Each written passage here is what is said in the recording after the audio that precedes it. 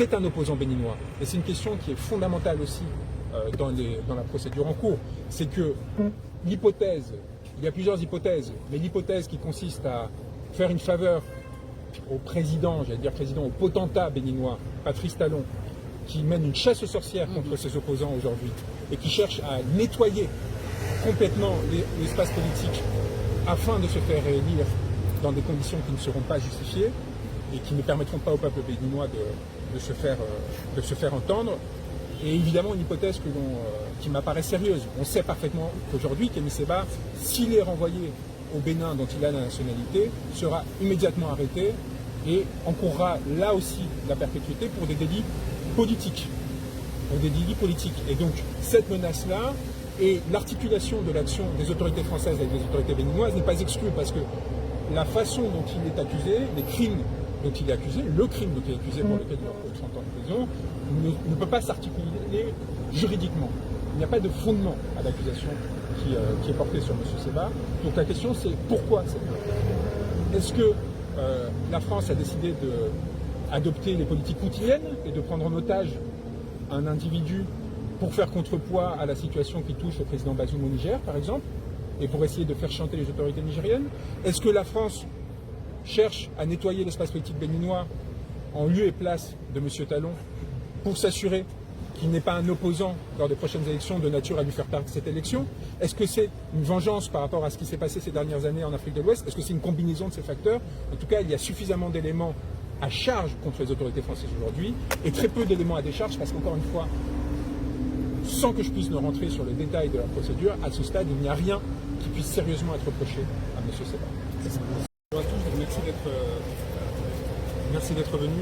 On est aujourd'hui face à une situation extraordinairement inquiétante où un homme, capable d'avoir écrit et parlé, d'avoir tenu des discours et écrit des ouvrages, Kémy Séba, fait face à 30 ans de prison en France, du fait de poursuites qui sont mises en œuvre à son encontre par l'État français, en représailles de son engagement contre le néocolonialisme et contre les abus que les régimes france-africains produisent, notamment en Afrique de l'Ouest.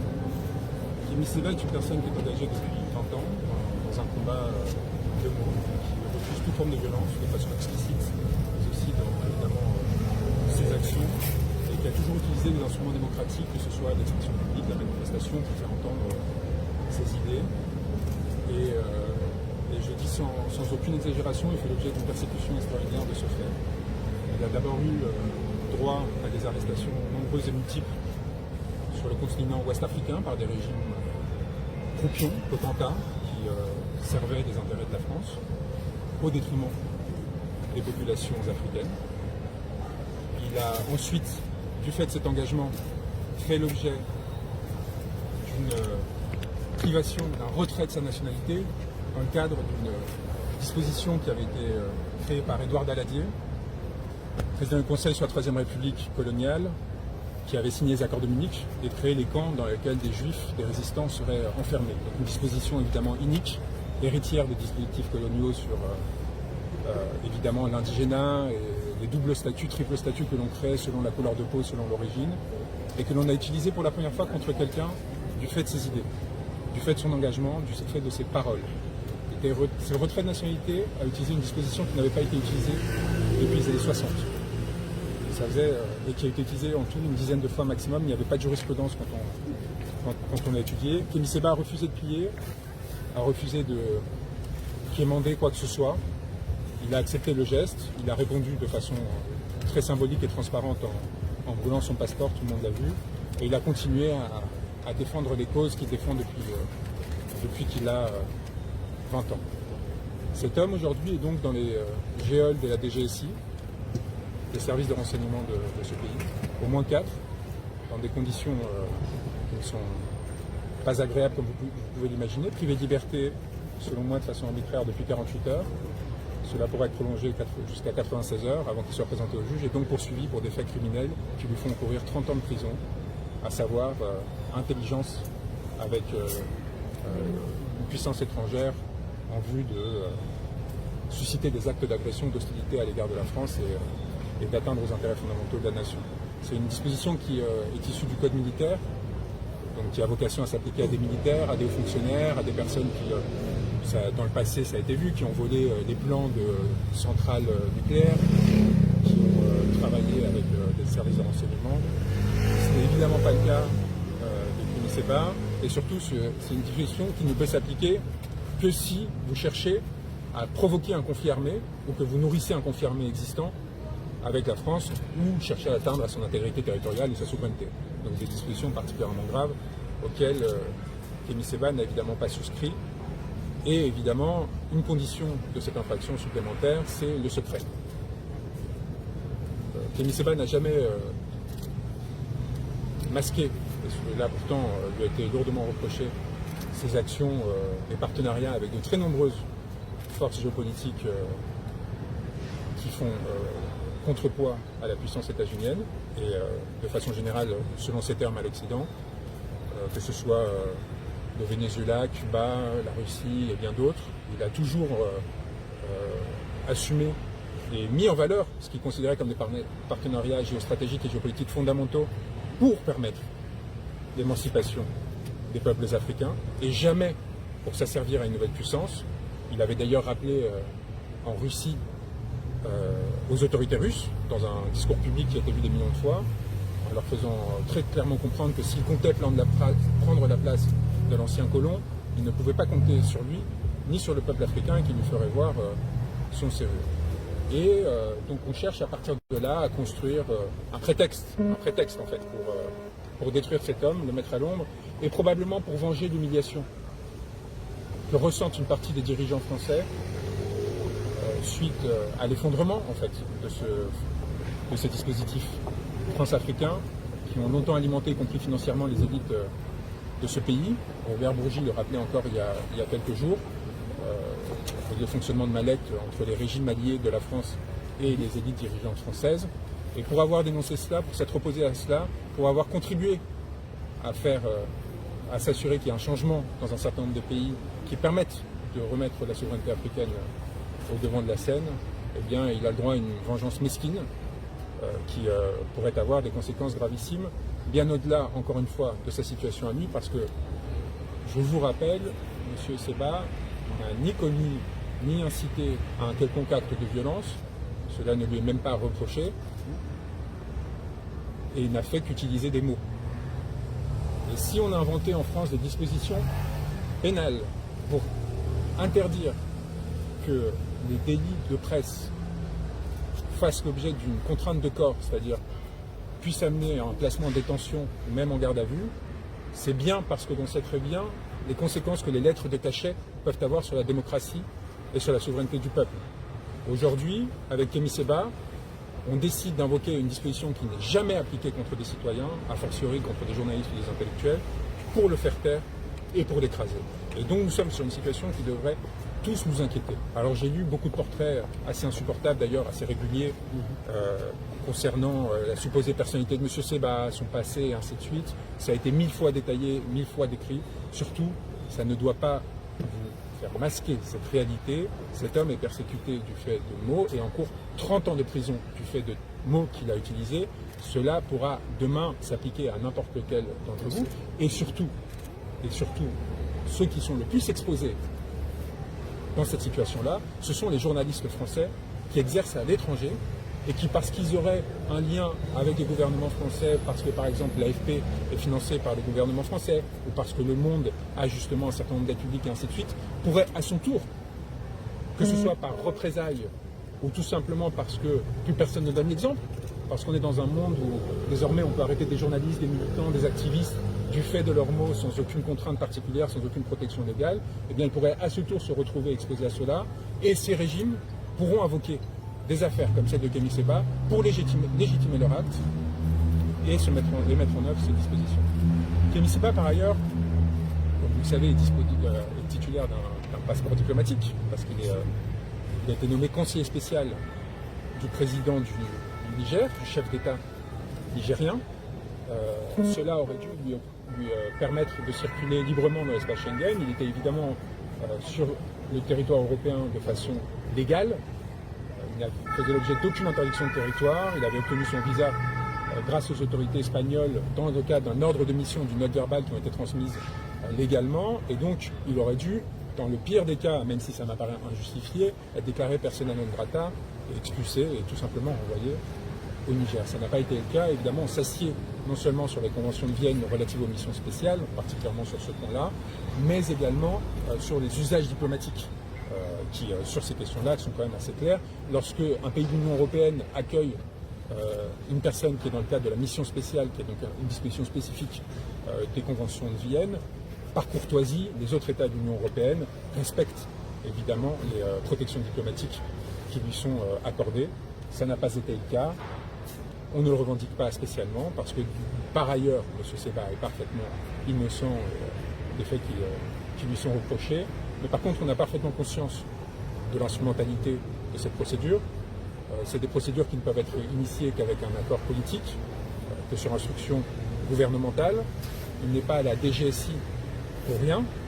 Et nous savons parfaitement comment la procédure judiciaire peut être orientée pour, de façon arbitraire et sans jugement, le maintenir en garde à vue, donc 96 heures, mais éventuellement derrière en détention provisoire, plusieurs années, sans jugement, sans contrôle réel de la part d'un magistrat. Et nous savons parfaitement que c'est ce jeu-là auquel jouent les autorités françaises. J'ai parlé de Kémy Séba parce que c'est aujourd'hui la personne que je représente pour des raisons qui ont trait à la pratique simplement de notre robe.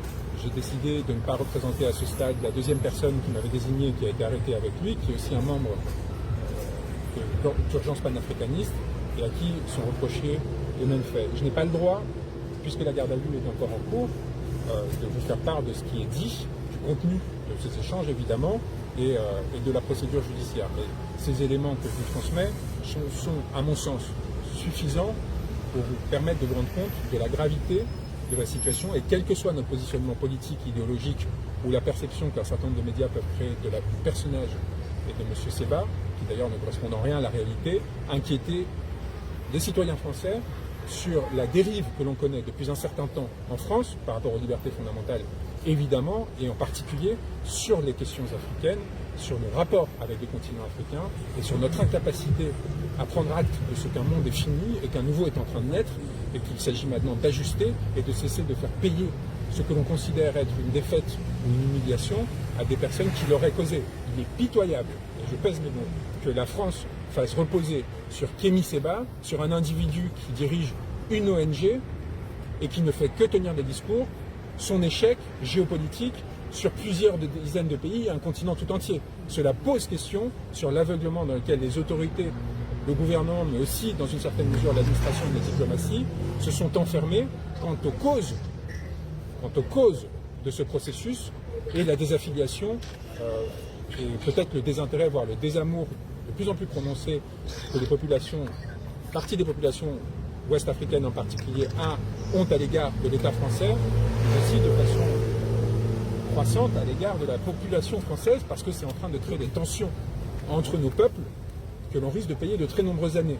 Et je pense que l'arrestation de Kémy Séba va être très mal reçue chez de nombreuses personnes, en particulier sur le continent, et que le gouvernement et l'État français agissent de façon irresponsable également à l'égard des intérêts français et de leurs ressortissants.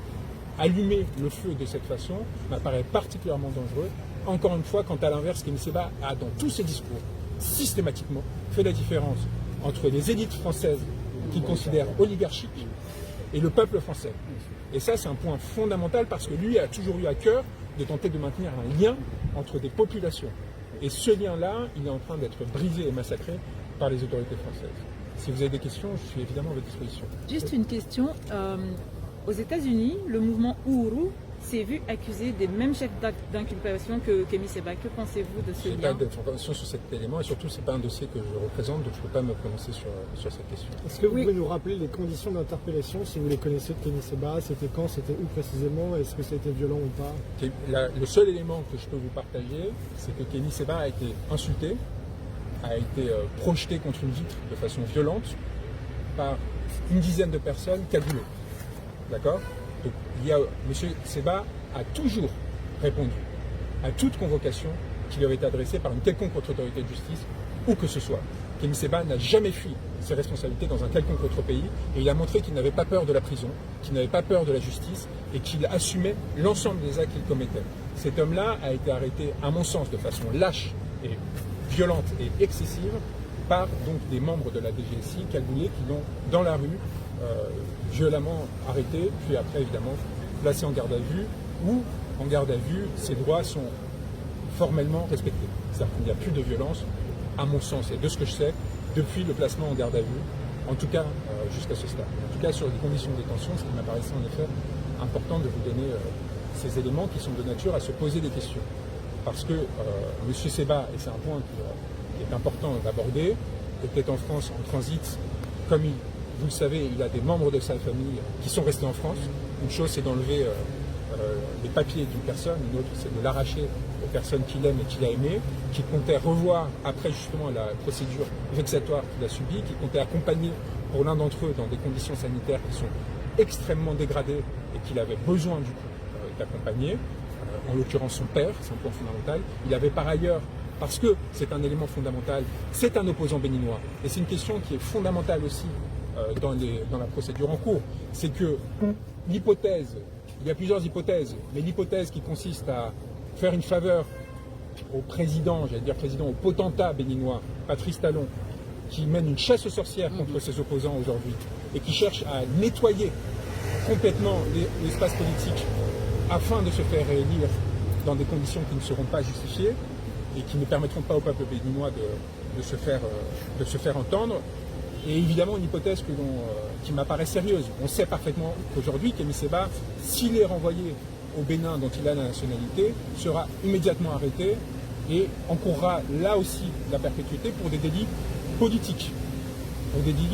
Et donc cette menace-là et l'articulation de l'action des autorités françaises avec les autorités béninoises n'est pas exclue parce que la façon dont il est accusé, les crimes dont il est accusé, le crime dont il est accusé pour lequel il aura 30 ans de prison, ne peut pas s'articuler juridiquement.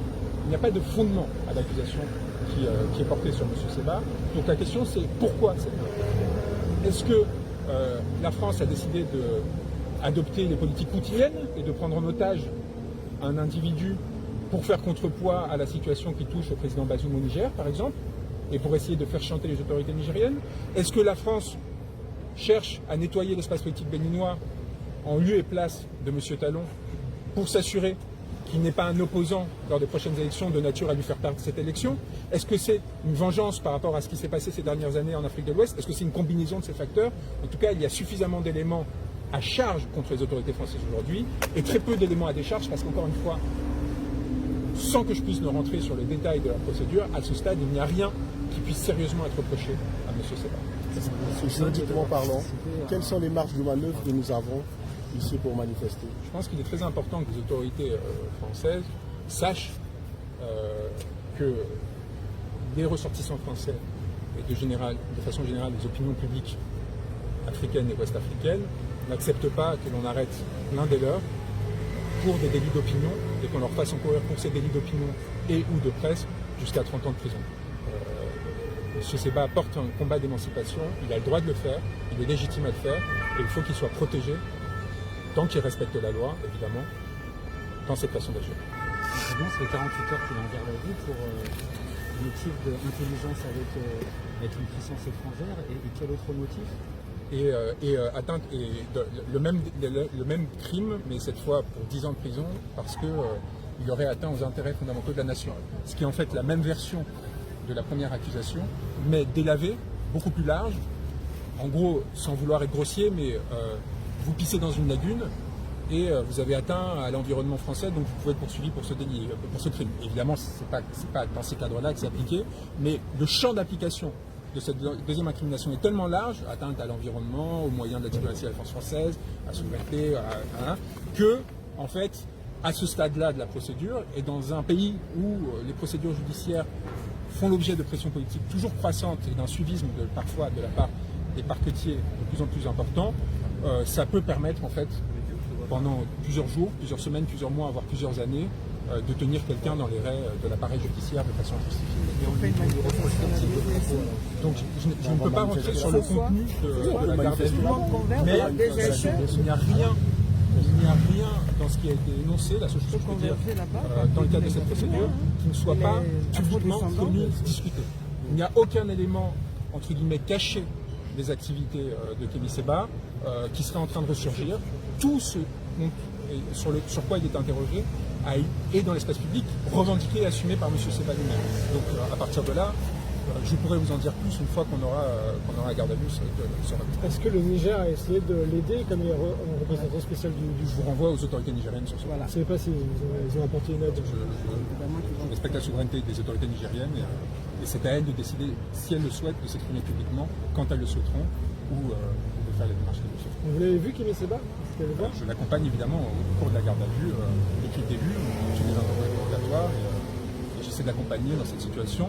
Il est serein. Il est serein parce que c'est pas la première fois qu'il fait l'objet d'une arrestation ou d'une privation de liberté arbitraire. Il sait parfaitement. Il y a justement aussi une stratégie de transparence parce qu'il sait très bien que le secret ne peut aller qu'à son détriment. Donc depuis le début, il a toujours assumé l'ensemble des choses qu'il faisait dans le but de ne pas se retrouver dans une situation où on pourrait prétendre qu'il aurait comploté. Parce que l'intelligence avec l'ennemi, je vous rappelle, l'un des critères fondamentaux, c'est le secret. Or, Kémy Séba n'a rien fait de secret. À aucun moment, il n'y a, en tout cas à ce stade de la procédure, et on est à un stade suffisamment avancé pour penser qu'il n'y aura pas de doute à cet égard, il n'a, ne serait-ce que de par ce simple critère, l'infraction ne pourrait être retenue. Est-ce que l'ennemi sera défini? Cet ennemi, c'est large. Est-ce qu'un pays sera désigné? Là, on rentre dans le contenu de la garde à vue, et je pourrais vous répondre dès qu'on... C'est à l'issue de la garde à vue, c'est ça? Oui, mais comme vous le savez, à la DGSI, on aime beaucoup poser beaucoup de questions sur vos opinions politiques, sur vos orientations idéologiques, sur vos amis. Le spectre est large en fait. Ça peut aller des Antilles à la Calédonie, à la Russie. Ils essayent de. Et puis, c'est le propre de quelqu'un qui est engagé pour la cause noire partout dans le monde. Donc, à partir de là, c'est-à-dire qu'on peut frapper sur l'ensemble, comme vous dites, sur un spectre qui peut traverser 5 continents. En fait, parce que Kémy Séba, et vous le savez, mais les personnes qui l'écoutent ne le savent pas, a toujours eu cœur de créer le lien entre les populations noires et afrodescendantes partout dans le monde, en fait, et de s'assurer, parce qu'il y a une similarité de conditions dans beaucoup de continents et dans beaucoup d'États et de régions.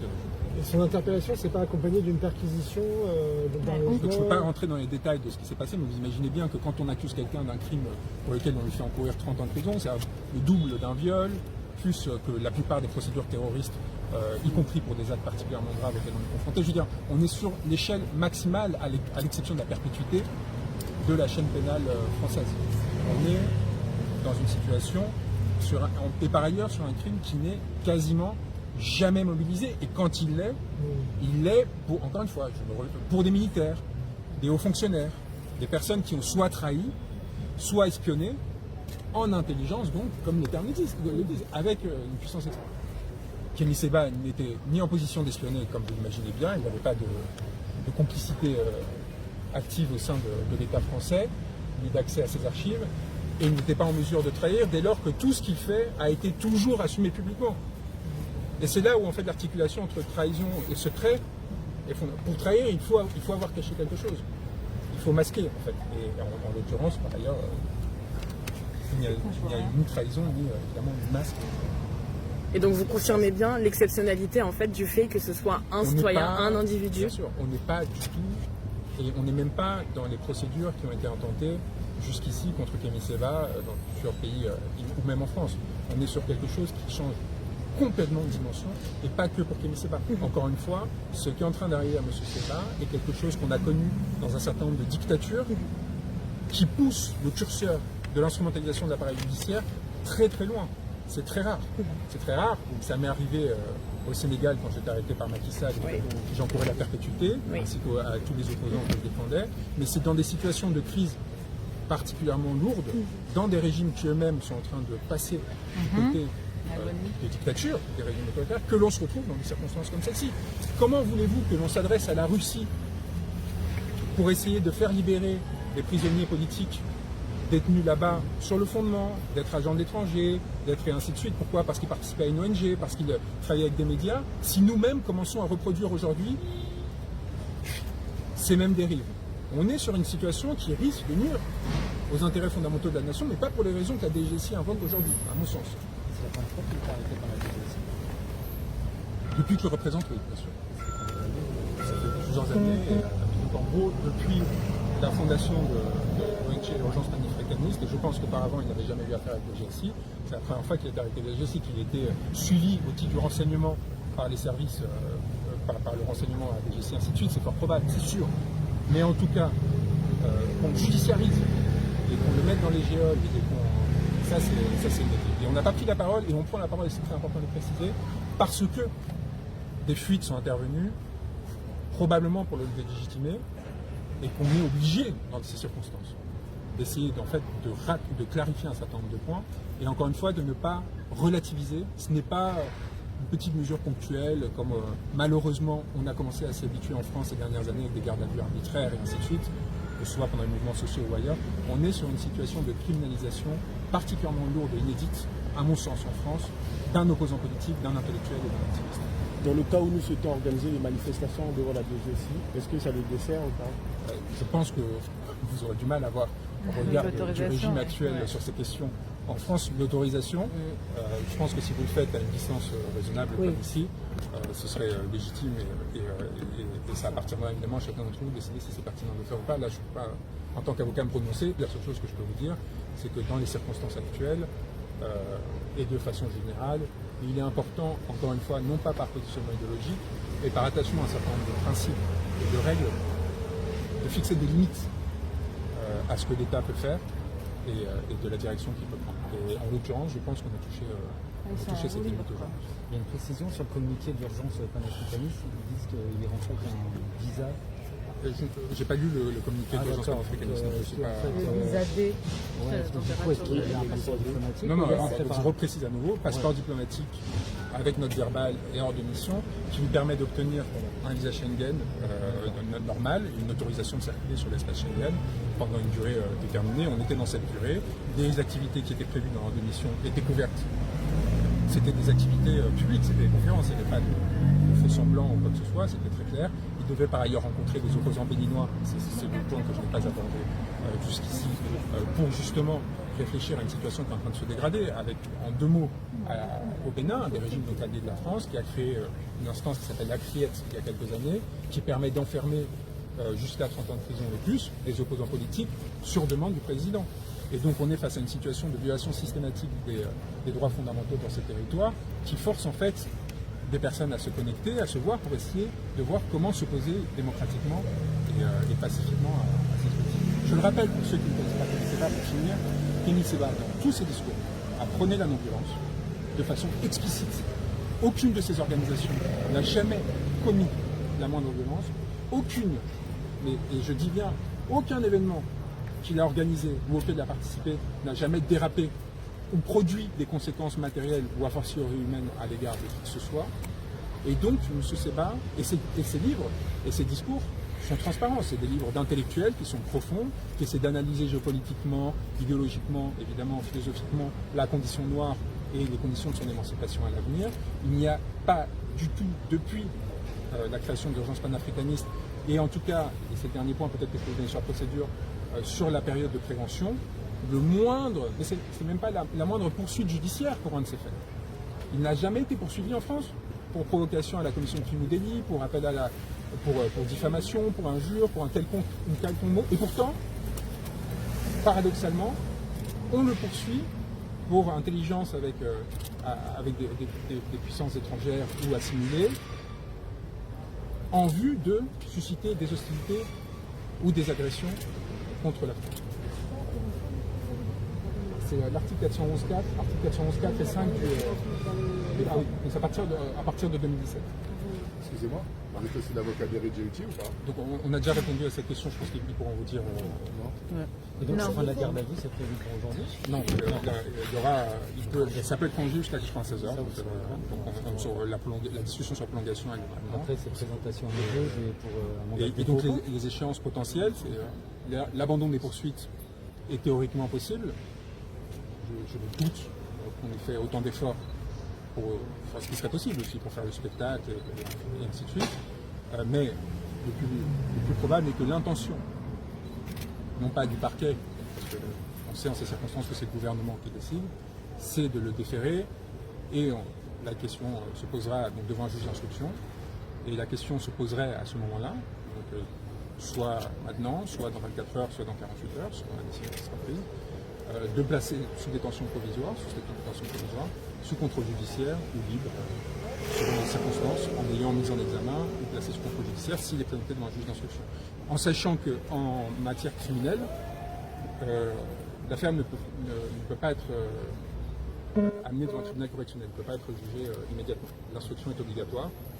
Donc s'il décide de le poursuivre, un juge d'instruction devrait être désigné. En état des éléments que vous avez, pensez que c'est plutôt un dossier politique? Est-ce que vous avez dit des instructions? Vous pensez que c'est strictement politique.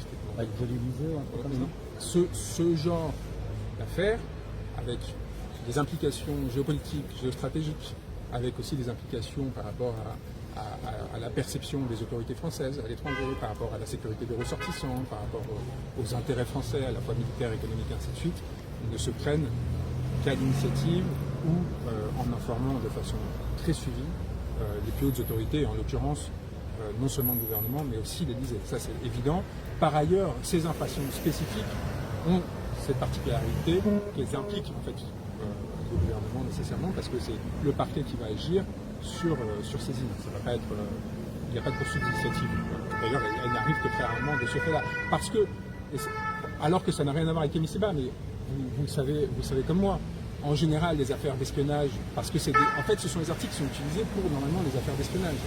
Et les affaires d'espionnage ou de trahison et compagnie se règlent par l'expulsion des personnels diplomatiques qui sont dans les ambassades ou qui ont fait l'objet d'espionnage, par des négociations bilatérales et ainsi de suite, ou en ce qui concerne la trahison, donc en fait des hauts fonctionnaires, pour le coup, soit discrètement, soit par une criminalisation, mais qui est initiée par l'autorité, évidemment, qui a souffert de l'acte de trahison. Là, on est dans un contexte inédit où on utilise ces dispositions contre quelqu'un dont, dès l'origine, ces dispositions n'ont pas été pensées pour cette affaire-là, pour ces situations-là. Elles n'ont pas été pensées pour être utilisées contre des opposants politiques.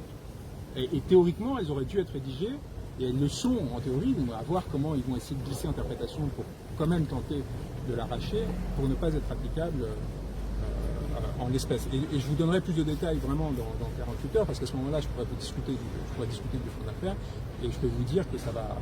Enfin, il y a suffisamment d'exemples d'affaires qui auraient pu être parfaitement judiciarisées, bien plus graves, concernant un nombre conséquent d'individus en France, qui ne le sont pas parce que ce n'est pas fait, je le rappelle, j'insiste, ces dispositions légales ne sont pas faites pour ce genre de situation.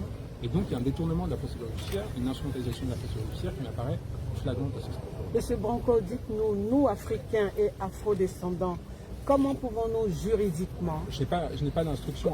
Comment pouvons-nous juridiquement porter plainte contre la France pour qu'elle arrête de traumatiser, d'agresser, de violenter, de stresser les leaders panafricains et les Africains qui osent dire « nous voulons notre souveraineté, nous voulons vivre libre ». Donnez-nous un conseil, juridiquement, comment nous pouvons articuler cette histoire pour que la France entende et arrête de nous pourchasser, de nous tuer, de nous traumatiser. Comment pouvons-nous faire? Un conseil, sans facture. On va finir là-dessus. Moi, à ce stade, j'ai un homme à défendre, un homme qui encourt 30 ans de prison, un homme à libérer, et c'est à chacun, suivant ses orientations idéologiques, selon sa capacité, de faire le nécessaire pour s'assurer que ces situations ne se reproduisent pas et que de façon générale, personne ne puisse craindre. Parce que c'est évidemment le dernier effet qu'on cherche à générer, c'est la crainte, c'est l'intimidation, ça avait déjà été le cas avec le processus de retrait de nationalité. Pour l'anecdote, j'ai fait l'objet de procédures disciplinaires, je fais l'objet de procédures du barreau de Paris pour avoir défendu Kémy Séba dans cette procédure-là, parce qu'on considère que la comparaison de cette disposition avec d'autres événements de l'histoire n'était pas correcte, c'est inédit. Vous savez, les avocats ont le droit à l'immunité dans l'écriture, c'est quand même un principe fondamental, parce qu'à partir de là, si vous restreignez leurs droits, et donc en fait, cette procédure est initiée sur demande directe du directeur de cabinet du ministre de l'Intérieur. Donc ça vous permet peut-être de répondre de façon contournée à la question de savoir quel est le niveau d'implication des autorités. Si le directeur du cabinet du ministre de l'Intérieur fait poursuivre l'avocat de Kémy Séba, vous pouvez imaginer à quel niveau Kémy Séba est suivi dans le cadre actuel. Je vous remercie. J'ai juste une question, vous avez dit que ça a commencé à se reprocher à 2017, c'est la création de l'urgence Non, panafricaine. il crée des préventions larges pour, vous voyez, comme en plus ils sont en matière criminelle, ils pourraient y faire sur 20 ou 30 ans, ils essayent de frapper le plus large possible pour après resserrer sur ce qui les intéresse. Je ne peux pas vous dire plus sur le contenu, encore une fois, à ce stade. Je vous laisse, c'est avant-hier à 15h. Il y a 15h, quelque chose, je ne sais plus quelle était la date exacte. Oui, je suis désolé. Ici, ça veut dire que la France, les droits de l'homme, les droits de l'homme, les libertés d'expression, les ceci, cela, maintenant, elle change ses lois, elle changerait ses lois, elle va juste arrêter les Africains. Il y a un détournement, il y a un détournement et une interprétation volontairement excessive de la loi existante afin que quand on ressuscite une procédure et une disposition qui n'a pas été appliquée depuis 60 ans et qui n'avait été appliquée que quelques fois et dans des cadres vraiment très restreints, c'est qu'on est en train de chercher, en train de fouiller dans le moindre espace possible les instruments pour mettre en difficulté. Et alors, ça me permet de rajouter un point. Le retrait de nationalité n'était pas une fin, c'était un moyen parce qu'elle a été initiée selon la documentation qui nous avait été transmise à l'initiative des services de renseignement de la DGSE spécifiquement. Pourquoi la DGSE cherche à faire retirer sa nationalité à un individu, à un franco-béninois en l'occurrence, parce qu'elle cherche à mettre en œuvre des mesures qu'elle ne pourrait pas mettre en œuvre contre un citoyen français. Je vous laisse deviner lesquelles. Merci beaucoup. S'il vous plaît. Ah, Nzambe.